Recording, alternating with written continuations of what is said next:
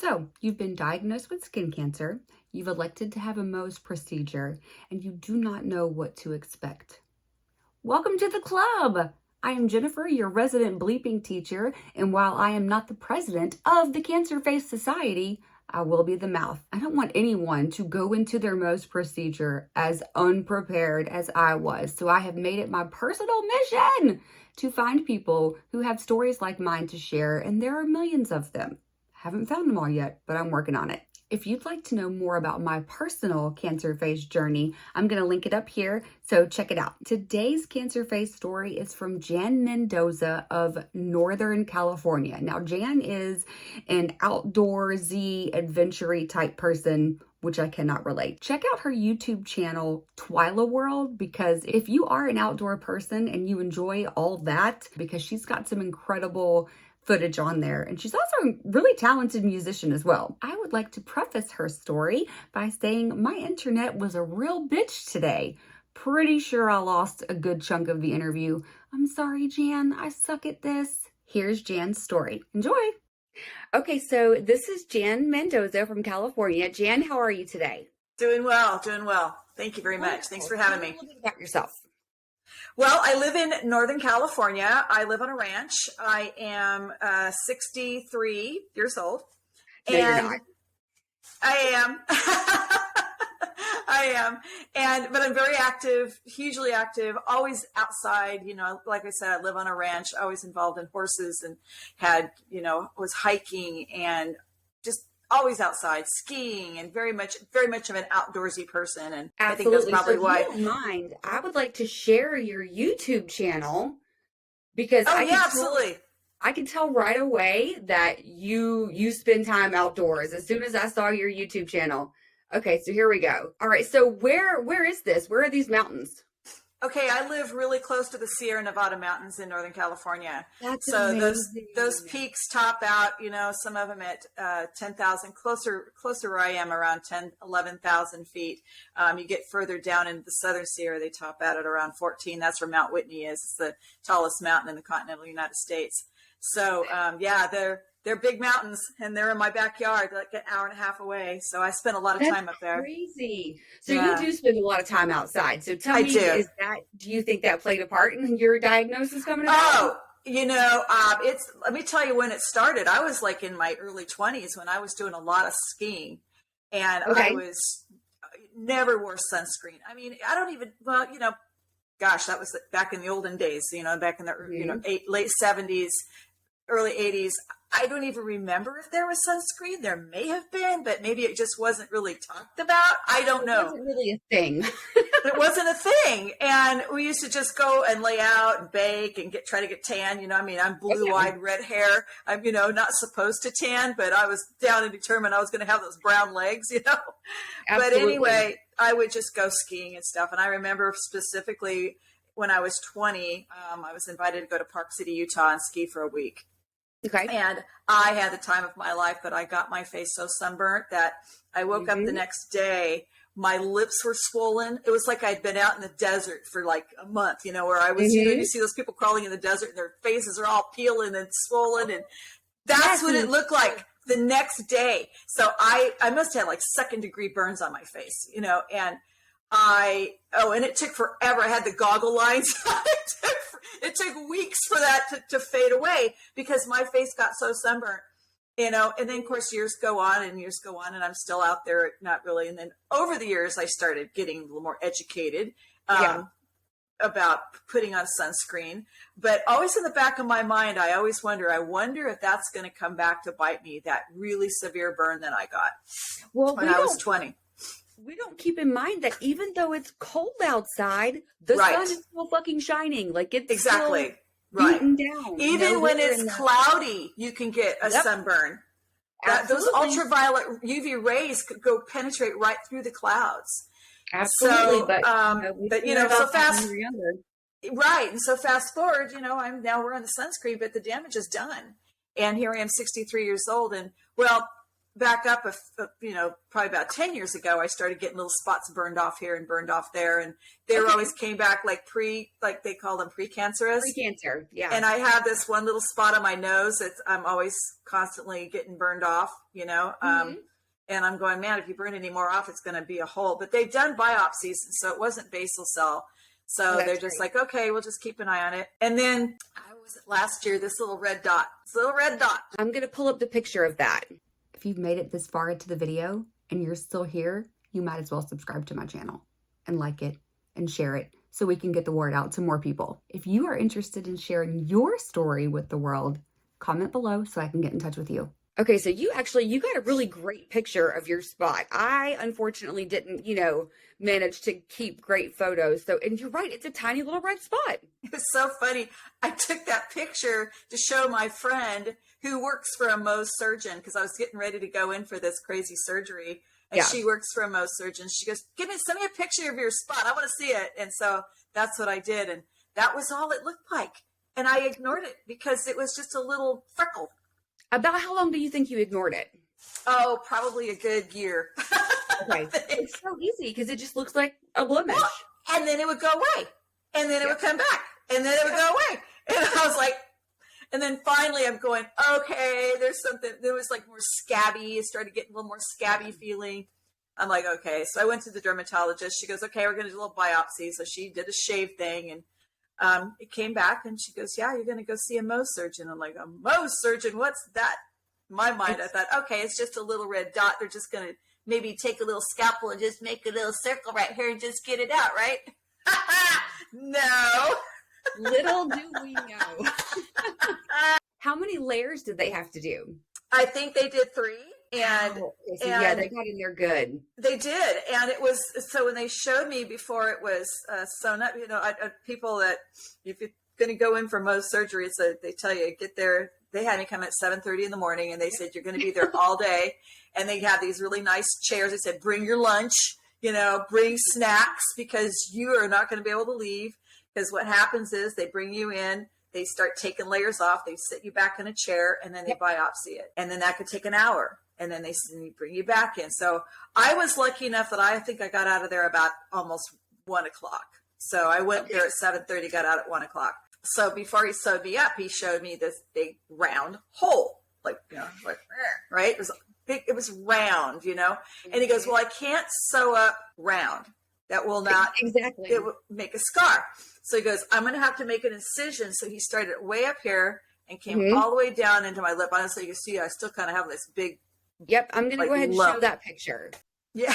I was in the car and I was in shock. I'm calling my sister. Oh my God. Look, as soon as I saw the flesh-colored bandage and the look on your face, I'm like, okay, they sent her home. They're going to close her up. I know that look. It's horrible. It was awful. I didn't get a picture of when they actually sewed me up, this big giant incision, because I'd left my phone in my bag in the waiting room. But the stitches are like these big black, that came all the way down, and I thought, oh my God, what is that going to look like, Yeah. So is this when the stitches were taken out then? No, that was the day that I was able to take the pressure bandage off. So he used dissolvable stitches. So they didn't stay black. They kind of started turning like a translucent color. But that was 24 hours after the surgery. That was, And then you just came up like on a month now, right? Like you just had this in November. November 23rd, day before Thanksgiving. So needless to say, I wasn't going to anybody's house for turkey dinner. That was not happening. Are you surprised at how well it healed and how quickly it's healed? You know what? And here's the thing, man. I was studying YouTube about scar, healing, how to minimize your scar, because this is our face, And I have to say, I felt a little bit bad, and I had to put myself in perspective. the pity party I was having at first, because then I started looking at other Mohs operations and other people that just had, burns and horrible disfigured faces from car wrecks. And I mean, you name it, because I was looking at all this scar stuff and I'm like going, yeah, I need to shut the fuck up. I just need to shut up. I know, because I definitely tried to get perspective too, because I was like, okay, well, I Even still feel like, but I'm perspective. Yeah, but on the same note, I'm like, I get other people are worse, but I don't fucking care. This is my face, and I'm bummed. Exactly. It's my face, and I'm like, okay, I'm 63. You start looking at every wrinkle anyway. You're like, going, great, now I got this thing. It's like, damn it, I can't win. So anyway.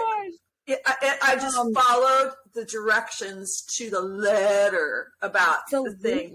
To the letter. I was not going to take. They told me leave that bandage on for 10 to 14 days. Yeah, damn it, I was leaving it, and I was doing the whole cleansing and keeping it moist and putting the Vaseline. And oh my god. So anyway, so here I am. It still has a big lump. I mean, I still feel the big lump here. Yeah. And they said that could take up to a year, but I'm going to, kind of cheat a little bit. I'm going in for some Fraxel, laser next month. So that'll be 8 weeks out. That goes. Yeah, I'm looking forward to it, because they can get rid of my sunspots, and they said it also will help with any other issues that I might have going on precancerous. It's kind of one of those selling spots, because what it does, it takes all those bad layers of the skin completely off. It's That's awesome. 4-session thing. It's not cheap. I got quoted $3,900 for 4. But I know, it's not for everybody. But I figure, well, okay, so if I could get rid of some of all these sunspots, but in the meantime, it gets rid of my wrinkles. But in the meantime, it does get rid of this other cancer stuff that possibly might be popping up before it becomes a basal cell issue, then win-win. It's just a bummer. Win-win-win-win. I know, right? It's just a bummer that insurance doesn't cover it. It really is a bummer. Absolutely. But it is what it is, and I'll just put it on a credit card and call it a day. You look incredible. Thank you. Incredible. I'll tell you, I take care of my stuff now. Yes, I go hiking with my friends, and I am so lathered up in sunscreen, and I wear big hats, and I have sun gloves. People don't think about their hands. Hands. My friend, male, he's had several Mohs surgeries. He's one of my hiking buddies. You'll probably see him on my YouTube channel. I hike with him a lot. He just had a big Mohs surgery just a couple weeks ago on his wrist. Big, giant incision. And as a matter of fact, he had to go to the ER because it got infected. But but you don't think about your arm. I mean, your wrist. Yeah. I'm getting things cut off my legs. Yeah, my brother had it on his arm, and it was pretty gnarly. What's your favorite sunscreen right now? What are you into as far as sunscreen?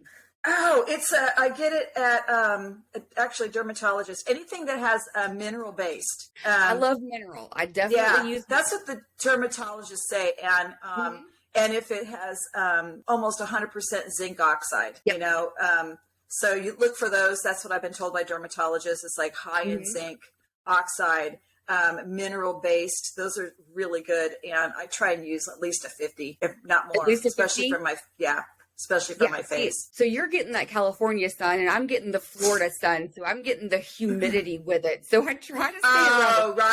Right. Because 50, I feel like it's suffocating my skin. So I try to stick to a 30, but reapply, and then I use the mineral powder sunscreen. That's amazing. It is really good.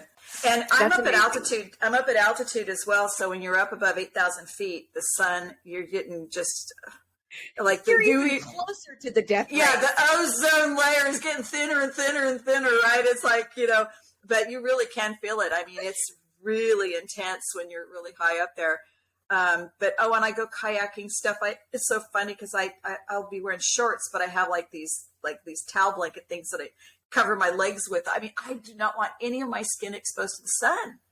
It's terrifying. Like I was afraid to venture out into the sun after, I didn't want to get in our pool, nothing. I wanted nothing to do with outdoors.